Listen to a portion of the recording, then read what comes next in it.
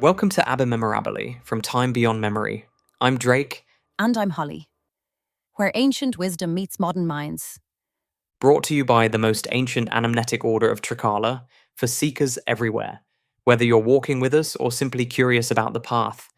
Each episode, we explore the hidden patterns that connect philosophy, consciousness, and human transformation. Drawing from traditions east and west, old and new, familiar and forgotten. Because some truths exist outside of time, waiting to be remembered, not learned.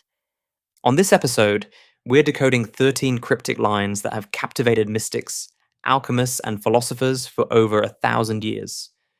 The Emerald Tablet of Hermes Trismegistus, and discovering why its central teaching, as above, so below, might be the key to understanding both consciousness and cosmos. Drake, I've been staring at these 13 lines all week, and every time I read them, I see something new. It's like they're written in layers. Each reading reveals a deeper meaning. That's exactly how sacred texts work. They're not linear information, but multidimensional keys.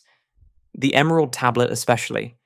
It's allegedly the condensed wisdom of Hermes Trismegistus, the thrice great. Hermes Trismegistus, a fusion of the Greek god Hermes and the Egyptian god Thoth. Messenger between worlds, scribe of the gods, keeper of hidden knowledge. Whether he was a god, a man, or a myth doesn't matter. What matters is what was transmitted through that name, a complete system for understanding reality. The legend says the tablet was discovered in Hermes' tomb, clutched in his hands, carved from a single emerald crystal. Some say Alexander the Great found it. Others claim it was discovered by Sarah, wife of Abraham. The Arabic version says it was found by Balinas, who became Apollonius of Tyana, inside a cave beneath a statue of Hermes. The tablet was on a golden table, held by the corpse of Hermes himself, who was seated on a golden throne. Already we're in mythic territory. A cave beneath a statue, golden thrones, emerald tablets. This isn't history, it's symbolic instruction. The cave represents hidden wisdom. Gold represents incorruptible truth. Emerald, the color of nature and Venus, represents the life force itself. And it being clutched in the hands of a corpse? Perhaps suggesting this wisdom transcends death, or that you must die to your old understanding to receive it. There's another version where the tablet was hidden in the Great Pyramid, placed there by the priests of Atlantis before the flood. Every origin story emphasizes hiddenness, discovery, and ancient roots. The text itself has this mysterious history too. We don't have the original, if there ever was one. The oldest version we have is Arabic from around the 8th century. It was translated into Latin in the 12th century, and that's when it exploded across Europe. Suddenly, every alchemist, every mystic, every seeker was studying these 13 lines. Roger Bacon studied it, Albertus Magnus. Later, John Dee, England's greatest magus. They all saw something profound in these few sentences. Let's start with the most famous line. That which is below is like that which is above, and that which is above is like that which is below, to accomplish the miracles of the one thing. As above, so below, in its shortened form. But notice, it doesn't say they're identical. It says they're like each other. They correspond. It's a theory of correspondence. The patterns that govern the cosmos also govern the atom. The laws that rule galaxies also rule consciousness. And that final phrase, to accomplish the miracles of the one thing. This isn't just observation, it's operational. Understanding correspondence allows you to work miracles. But what's the one thing? The prima materia of the alchemists? The unified field of physics? Consciousness itself? Maybe it's the principle of correspondence itself. The one thing that connects all things, the pattern behind all patterns. In the Corpus Hermeticum, which expands on Hermetic philosophy, they call it the nous, the divine mind that thinks reality into being. Every thought of the nous becomes a form, a pattern that repeats across all scales, like how a hologram contains the whole in every part. What's fascinating is how modern science keeps validating this ancient insight. Fractals, patterns that repeat at every scale. Zoom into a coastline, a cloud, a tree, and you find the same patterns recurring infinitely. The Mandelbrot set. You can zoom in forever and keep finding the same incredible complexity. The whole is contained in every part. Or consider the holographic principle in physics, the idea that all the information in a volume of space is encoded on its boundary. The three-dimensional world might be a projection of information on a two-dimensional surface. Which means every piece contains information about the whole. Break a holographic plate, and each fragment still contains the entire image. That's literally as above, so below. The structure of atoms mirrors solar systems. The branching of rivers mirrors the branching of blood vessels, mirrors the branching of neurons. Nature doesn't have that many patterns. It just uses them at different scales. The spiral of galaxies, hurricanes, seashells, DNA. The same mathematical ratios appear everywhere. The golden ratio, the Fibonacci sequence. It's like reality is playing variations on a few fundamental themes. Even in time, we see these patterns. Economic cycles mirror natural cycles. Civilizations rise and fall, like organisms being born, maturing, declining. Your daily circadian rhythm mirrors the annual seasonal rhythm mirrors even larger cosmic rhythms. Wheels within wheels, cycles within cycles. The ancient Chinese understood this with the I Ching. 64 hexagrams describing every possible state of change, applicable to everything from personal decisions to cosmic evolution. Because change itself follows patterns. The way a leaf falls mirrors the way an empire falls, mirrors the way a thought dissolves. There's something profound about how indigenous cultures understood this intuitively. The Lakota saying, Mitakuye oyasin, all my relations, isn't just about human relationships. It's recognizing that you're related to everything through these patterns of correspondence. The tree breathes out what you breathe in. The water in your body once flowed in rivers, fell as rain, drifted as clouds. You're not separate from nature. You're nature looking at itself. The same patterns that grow forests grow your neural networks. This is what makes astrology interesting, whether you believe in it literally or not. It's based on correspondence, the idea that celestial patterns correspond to terrestrial ones. As above, so below, taken literally. The macrocosm of planetary movements reflecting in the microcosm of human psychology. Even if the mechanism is unclear, the principle is profound. We are affected by cosmic rhythms. Lunar cycles affect tides and menstruation. Solar cycles affect mood and energy. We're not separate from the cosmos. We're expressions of it. Of course, cosmic patterns affect us. We are cosmic patterns in human form. But the Emerald Tablet isn't just describing physical correspondence. It's talking about consciousness and cosmos being reflections of each other. It ascends from earth to heaven and descends again to earth and receives the power of the superiors and of the inferiors. That's describing circulation, energy or consciousness moving between levels, gathering power from both. In meditation, you experience this directly. Consciousness descends into the body, into the earth, then rises through the crown to cosmic awareness. The microcosm of your being mirrors the macrocosm of existence. The Vedic tradition says the same thing. Yatha pinde tatha brahmande. As in the atom, so in the universe, your body is a miniature cosmos. The Kabbalists mapped it explicitly. The tree of life isn't just a diagram of divine emanation. It's simultaneously a map of the universe and the human soul. Because they're the same pattern at different scales. Understanding one means understanding the other. This is why ancient medical systems like Ayurveda and traditional Chinese medicine work with correspondence. They don't just treat symptoms, they recognize that imbalance in the body reflects imbalance in the whole person. A liver problem isn't just physical. It corresponds to anger, frustration, blocked creative energy. Treating one level affects all levels. Modern psychosomatic medicine is rediscovering this. Emotional patterns create physical symptoms. Chronic stress becomes chronic inflammation. Unresolved grief becomes respiratory problems. The body is speaking the language of the psyche. Physical symptoms are correspondence, the below expressing what's happening above. I've seen this dramatically in my own life. Years ago, I had chronic back pain. No physical cause could be found. Then I realized I was literally carrying the weight of the world on my shoulders. And when you address the psychological pattern, The pain disappeared. Not gradually, immediately, Once I saw the correspondence and released the psychological burden, my body released the physical tension. That's the power of understanding correspondence. You can work with any level to affect all levels. Change the thought, change the body. Change the body, change the thought. Let's go deeper into the text. Its father is the sun, its mother the moon. The wind has carried it in its belly. Its nurse is the earth. That's clearly alchemical language. Sun and moon representing masculine and feminine, active and receptive, consciousness and matter. The wind or air represents the medium, the space in which transformation happens. Earth is the ground, the manifestation, where potential becomes actual. But Jung saw these as psychological principles too.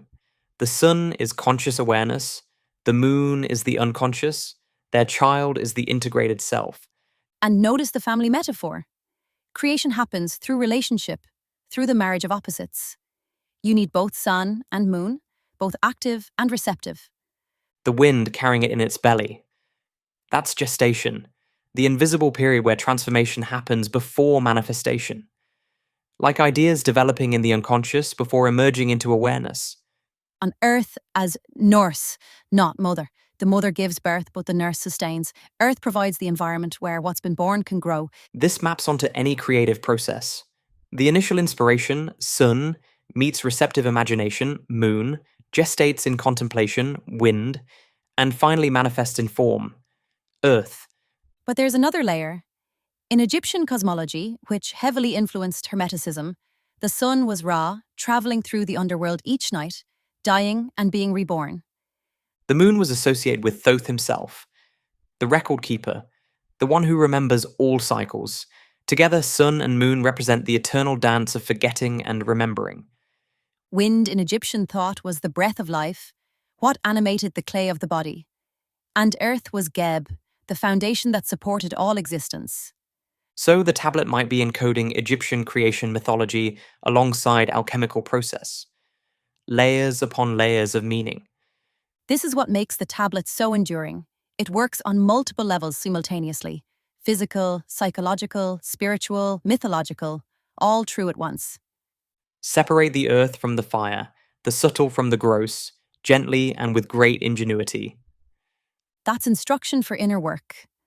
Separate what's essential from what's superficial. Refine consciousness from its identification with matter. But gently, not through force or rejection, but through patient discrimination. The alchemists called it the gentle fire, sustained attention rather than violent effort. This is so different from our aggressive approach to change. We try to force transformation through willpower, through harsh discipline. But the tablet says, use ingenuity, not force. Be clever, not violent. Work with natural processes, not against them. It's like distillation. You don't rip alcohol from wine, you gently heat it and let it separate naturally. The subtle rises, the gross remains. That's how awareness works too. You don't force thoughts to stop. You gently observe them until they naturally settle. The subtle awareness separates from the gross mental activity. This connects to the Buddhist concept of skillful means, using the right method for the right situation. Sometimes you need fire, sometimes water, sometimes just patient waiting. The alchemists had a saying, festina lente, hasten slowly. Move toward your goal, but without forcing, without violence to the natural process. It's like growing a plant. You can provide optimal conditions, but you can't make it grow faster by pulling on it. That just kills it. And The same with consciousness. You can create conditions for awakening, meditation, study, practice, but you can't force enlightenment. here's what intrigues me. It is the power of all powers, for it conquers every subtle thing and penetrates every solid thing. It's describing something that transcends the usual categories, neither purely subtle nor purely gross, but able to work with both. Consciousness itself. It's subtle enough to imagine infinity, solid enough to move matter through the body. Or maybe it's describing what happens when above and below are united, a power that works on all levels simultaneously. The order teaches something about this. When you align all levels of your being, from the most subtle to the most dense, you access a kind of power that's impossible otherwise. It's not power over things, but power through alignment. When your thoughts, emotions, and actions all correspond, you become incredibly effective. As above, so below, applied to personal transformation. Align your highest vision with your daily actions. Make your inner world correspond to the reality you want to create. This is why affirmations alone don't work. You can't just change the subtle level of thought and expect reality to shift. You need correspondence. Thought, emotion, and action all aligned. Conversely, you can't just change behavior and expect consciousness to follow. You need to work on all levels simultaneously. I learned this the hard way trying to break habits. Willpower alone always failed. But when I understood the correspondence, the thought patterns, emotional associations, physical triggers, change became possible. You have to see the whole pattern. A habit isn't just behavior, it's a correspondence structure linking multiple levels of your being. Break the pattern at any level, and the whole structure weakens. Change the thought, the emotion shifts. Shift the emotion, the behavior changes. Change the behavior, new thoughts arise. The tablet also says, "Thus was the world created."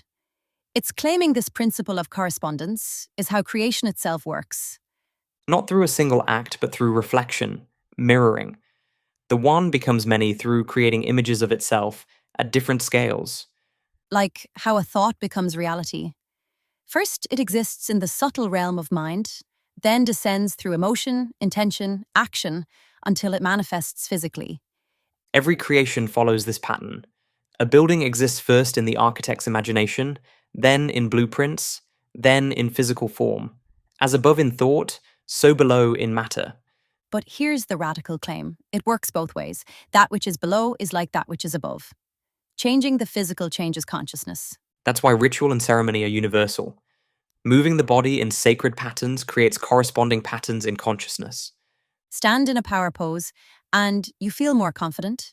Smile, and you become happier. The body isn't just expressing consciousness, it's shaping it. This challenges the whole Western notion of mind over matter. It's not hierarchical, it's reciprocal. Mind and matter are in constant dialogue. Ancient traditions knew this. That's why they had sacred architecture, sacred geometry. They understood that forms shape consciousness. Walk into a cathedral, and your consciousness naturally elevates. It's not just psychological, it's correspondence. The upward-reaching architecture lifts awareness upward. The same with mandalas, yantras, sacred symbols. They're not just pretty pictures, they're consciousness-shaping technologies. And music. Certain harmonies create predictable states of consciousness. Gregorian chants, Tibetan bowls, even modern binaural beats, they all work through correspondence. The ancients encoded this knowledge everywhere. The pyramids, Stonehenge, Angkor Wat, they're not just buildings, they're correspondence machines linking earth and heaven. Think about the precision required. The Great Pyramid is aligned to true north within 3/60 of a degree. That's not accident, that's encoding correspondence into stone. And these structures often mark astronomical events, solstices, equinoxes, stellar alignments. They're literally connecting above and below through architecture. Modern science is finding these structures have acoustic properties that affect consciousness. Certain frequencies resonate in the chambers, creating altered states. Paul Devereux's research on archaeoacoustics shows that ancient sacred sites worldwide have similar acoustic properties. They're tuned to frequencies that affect human consciousness. It's as if the ancients understood something we're just rediscovering. That consciousness and cosmos are linked through vibration, through correspondence of frequency. There's something else encoded here about the relationship between unity and multiplicity. It is true, without error, certain and most true. 3 affirmations that might represent 3 levels of truth. True in the physical realm, certain in the mental realm, most true in the spiritual realm. Or it's emphasizing that this isn't metaphor or poetry, it's describing actual laws of how reality operates. The alchemists took it literally. They believed you could actually transmute lead into gold if you understood these principles deeply enough. And maybe they were right, just not in the way people expected. The lead of unconscious matter into the gold of awakened consciousness. Jung spent decades studying alchemy and concluded it was always about psychological transformation. The alchemists projected inner processes onto matter. Or maybe they understood that inner and outer transformation follow the same laws, as within, so without. There's a story about Fulcanelli, the mysterious 20th century alchemist. Witnesses claimed he could actually transmute metals, that he'd discovered the philosopher's stone. But he disappeared, leaving only cryptic writings about how the secret was hidden in plain sight in Gothic cathedrals. The cathedrals themselves were books in stone, encoding alchemical wisdom through their architecture, their symbolism, their proportions. Everything was correspondence. The layout mirrored the human body, the cosmic order, the process of transformation itself. Notre Dame, Chartres, Amiens, they're all encoding the same principles. The rose windows are mandalas, the floor plans are crosses, the proportions follow sacred geometry. And the gargoyles, they represent the gross matter that must be transformed, the shadow material that the alchemical process works with. While the soaring spires represent the sublimation, the ascent from earth to heaven. The whole building is an alchemical vessel in stone. Its power is perfected if it is turned into earth. The highest spiritual insights are worthless unless they're grounded, embodied, lived.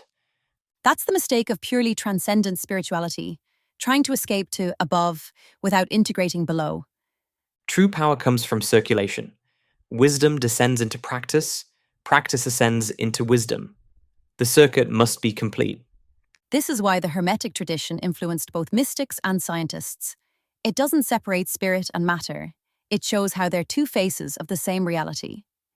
Newton was an alchemist. He wrote more about alchemy than physics. He saw gravity, action at a distance, as an example of Hermetic correspondence. As above, so below, led him to look for universal laws. If the heavens and earth follow the same principles, there must be laws that apply everywhere. Even his third law, every action has an equal and opposite reaction, that's pure correspondence. What you put out comes back. The universe mirrors your actions. Einstein took it further. Space and time aren't separate, but space-time. Matter and energy aren't separate, but convertible. Everything corresponds. Quantum entanglement might be the ultimate correspondence. Particles remain connected regardless of distance. Change one, and its partner changes instantly. As if they're not really separate particles, but one thing appearing in two places. The ultimate, as above, so below. And now we're discovering that DNA might work through similar principles. Experiments show DNA can communicate through electromagnetic frequencies, creating correspondence between cells. The heart's electromagnetic field extends several feet from the body, affecting others nearby. We're literally in correspondence with everyone around us. The Institute of Heart Math has shown that when people enter heart coherence, their nervous systems sync up. Group correspondence, creating a unified field. This explains so much. Why moods are contagious, why crowds have their own psychology, why meditation groups create more powerful effects than solo practice. We're not separate individuals, but nodes in a field of correspondence, constantly affecting and being affected by everything around us. Let's talk about Hermes Trismegistus himself. Thrice great, why three? Master of the three worlds, physical, mental, and spiritual, or the three times, past, present, and future. Or the three operations of alchemy: separation, purification, and recombination. Breaking down, refining, and rebuilding at a higher level. That's the pattern of all transformation, isn't it? You can't just add something new. You have to dissolve the old pattern first. Solve et coagula, dissolve and coagulate, break down and rebuild, die and be reborn. Which brings us back to as above, so below. Transformation at any level follows the same pattern. Whether it's a star being born from cosmic dust or consciousness emerging from neural complexity, same process, different scale.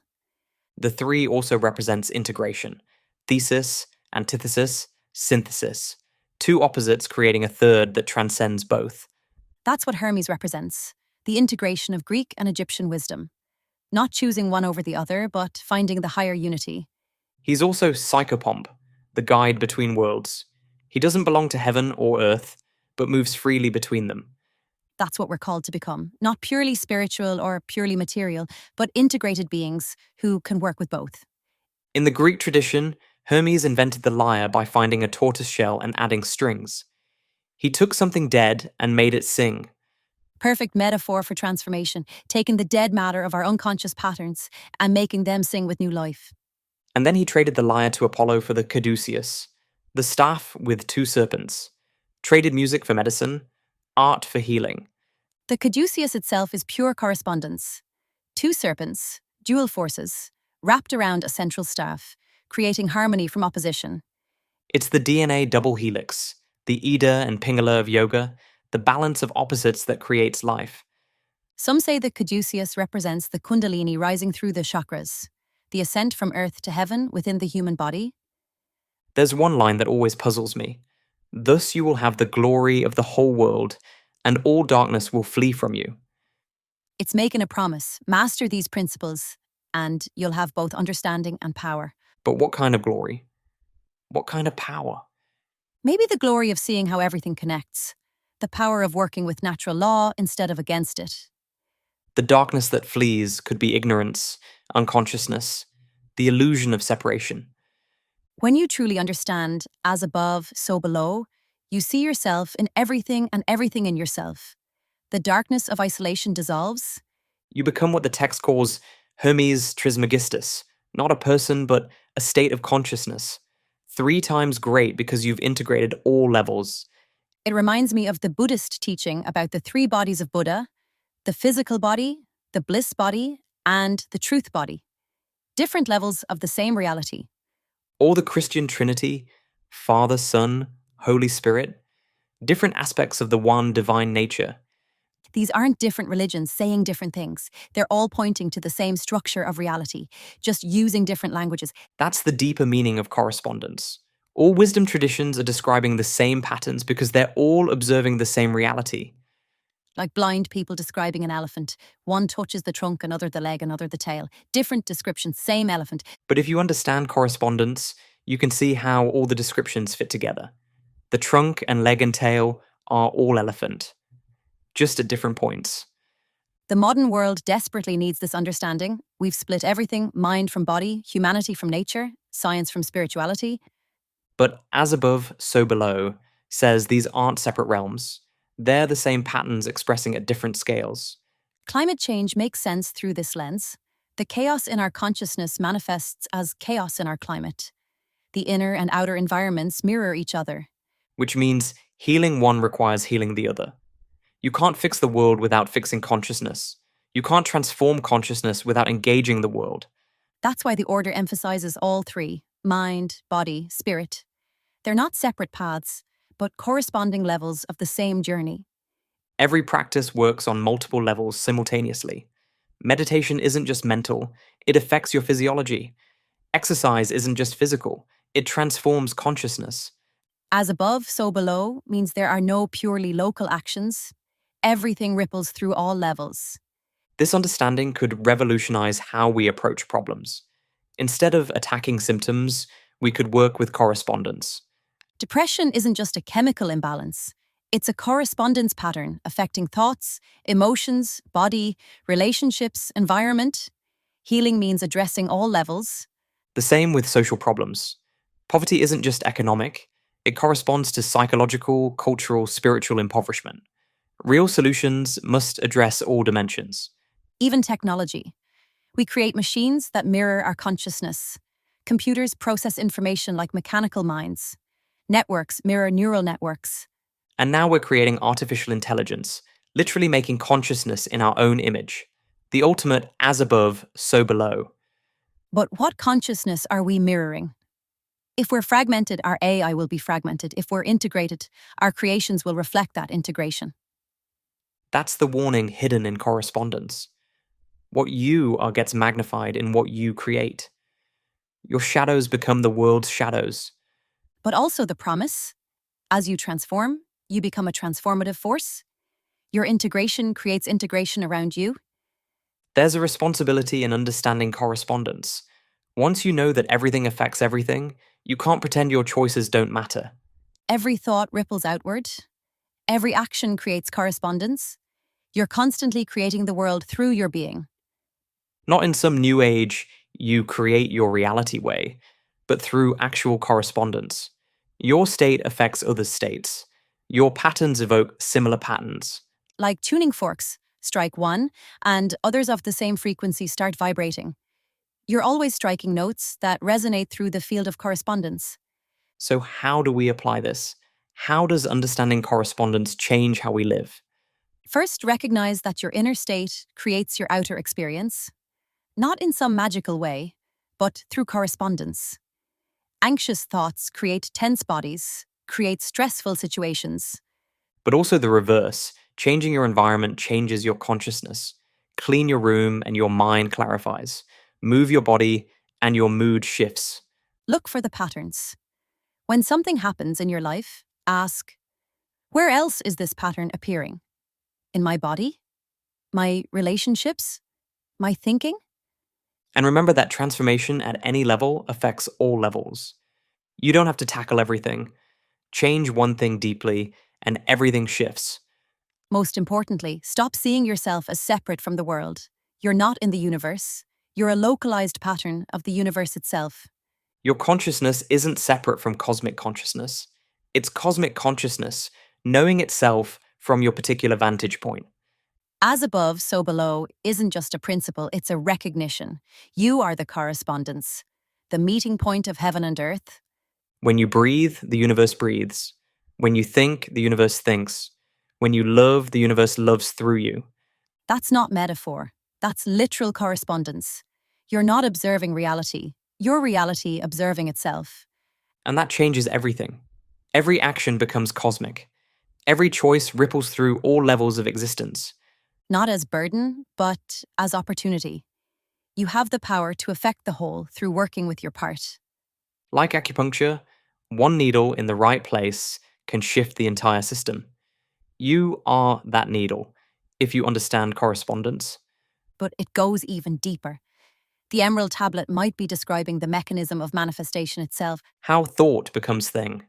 How consciousness becomes cosmos. How the one becomes many, while remaining one. Through correspondence, through reflection, through the endless play of above and below, within and without. Every mystic who's glimpsed unity reports the same thing. Everything is one consciousness, experiencing itself from infinite perspectives. The tablet gives us the mechanism, not how it happened once at the beginning of time, but how it's happening now, always, in every moment. Reality is correspondence in action. The dance of above and below, creating the appearance of separation while maintaining unity. That's why the tablet calls it the miracles of the one thing. Not many miracles, but one miracle appearing in countless forms. The miracle that there's something rather than nothing. That consciousness can know itself. That unity can experience multiplicity. And we're not witnessing this miracle. We are this miracle. Each of us a unique correspondence between infinite and finite, eternal and temporal. The Emerald Tablet ends with, and this is why I am called Hermes Trismegistus, having the three parts of the philosophy of the whole world. Not I possess, but I am called. It's a title earned through understanding, not a name given at birth. Anyone who truly grasps these principles becomes Hermes, a messenger between worlds, a translator of correspondence. Three parts of philosophy: understanding matter, mind, and spirit as one integrated reality. The whole world, not partial understanding, but complete vision, seeing how everything connects. That's the invitation of the Emerald Tablet, not to believe its words, but to become them, to embody correspondence until you are the living link between above and below. To recognize that you already are that link. You've always been the place where heaven and earth meet. The tablet isn't teaching something foreign. It's reminding you of what you are, a fractal of the whole, containing all the information, reflecting all the patterns. As above in the vastness of cosmos, so below in the depths of your being. As within your consciousness, so without in your experience. The miracle of the one thing. Everything corresponding, reflecting, dancing together in endless creativity. And maybe that's why the tablet was supposedly made of emerald. Green, the color of life, of growth, of the heart chakra. The heart, the center point between above and below, where heaven and earth meet in the human being. Correspondence isn't just intellectual understanding, it's heart knowing. feeling the connections, not just thinking them. When your heart opens to correspondence, you feel the universe's heartbeat as your own. You recognize every being as another face of yourself. That's the real philosopher's stone. Not a substance, but a state. The heart that knows correspondence and lives it. Transforming not lead into gold, but separation into unity, fear into love, ignorance into wisdom. All through recognizing the simple truth. As above, so below. As within, so without. As the universe, so the soul. The eternal dance of correspondence, creating infinite variety from unified principle. The song the cosmos has been singing since the beginning, waiting for us to remember the words. Words written on an emerald tablet, or maybe written in our very being, waiting to be read. Written in the patterns of our DNA, the rhythms of our heart, the structures of our consciousness. We don't need to find the tablet. We are the tablet.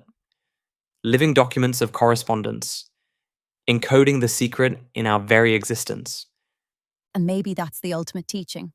The tablet isn't something to possess, but something to become.